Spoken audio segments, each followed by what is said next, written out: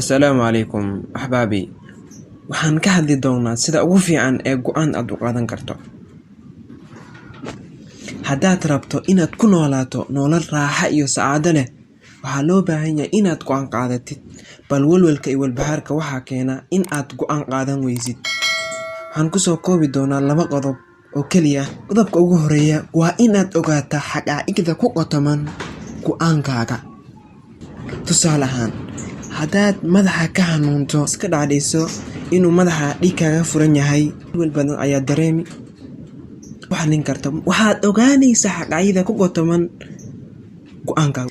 Siad ku ogaan kartaa xaqaa'iqda ku qotoman? Waxaad ku ogaanaysaa dhakhtarka ayaad aaday, kadibna waa isa soo baari.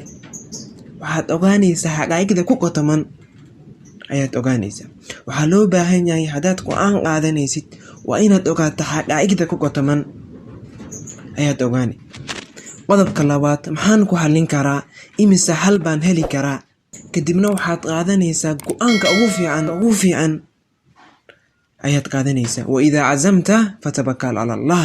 Intaan ayaan kusoo gabagabeynayaa barnaamijkeena. Assalaamu calaykum waraxmatullaahi wabarakaatuh.